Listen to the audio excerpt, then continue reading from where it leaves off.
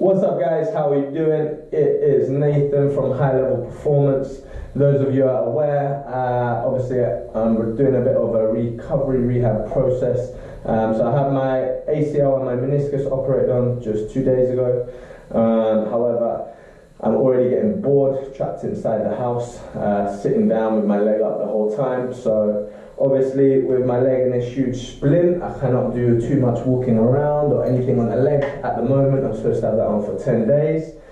But I'm going to get the upper body working. So always see your negatives as opportunities. So rather than getting lazy and sitting around and doing nothing, my mum's gone out of the house, so I got the house to myself. So I decided I'm going to put together a little upper body workout. Okay, I've got a few pieces of equipment. We're going to use the crutches, we're going to use the dumbbells, and we got a little bit of resistance bands as well. So first off, just take you through a little bit of mobility. Seeing as I'm focusing on the upper body, I'm just going to mobilize a little bit. So keeping the chest up and the shoulders back, we're going to pull the band apart, and then we are just doing some shoulder dislocates coming all the way down. Okay, on this one, the wider we take, so if you're quite stiff in the shoulder, we want to start off wider with the hand, and then we can move in. The benefit of the band is that obviously we have a little bit of opportunity to pull. So where I'm finding that sticky point at the top, I can just pull through. Okay, so on that one, we're just going to work through 10 times just to try and open up their shoulders a little bit.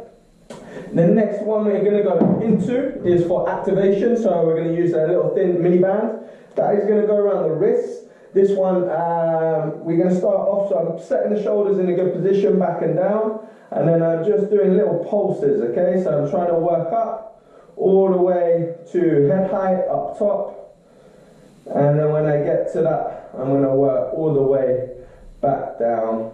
The whole time I'm trying to keep the arms long, so no bending the elbows, and then I'm trying to keep the shoulders set back and down in a good position.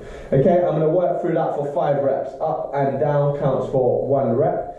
Once we have done that, then the crutches come into play. Okay, so this is where we start using our new tools. So I'm going to work a little bit on the shoulder mobility. So we're going to come crutches held, arms length apart, and then all we're going to do there is 10 small circles in one direction, so we're activating the scaps. And then once I've done 10 in one direction, I'm going to work back 10 in the other direction. Okay, so really focusing on engaging those smaller muscles in the upper back. Once we have done those exercises, then we are going to move on to our dumbbells. So I've got 2 dumbbells set up, both 10 kilograms. Obviously play around with the weight you got. On there we're going to focus a little bit more on the biceps and the shoulders. So we are going to do 1 bicep curl, switch into 2 overhead presses. Okay, so let me get the dumbbells up, ready. Okay, so 1 curl, once we get there, twist, and 2 times on the press.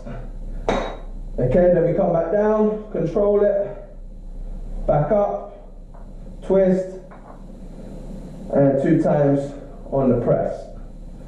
Okay, our target there is to work up to 10 bicep curls and 20 overhead presses. Then we can put them bad boys down. Then we're going to work through the mid back. So this time we go back to the band.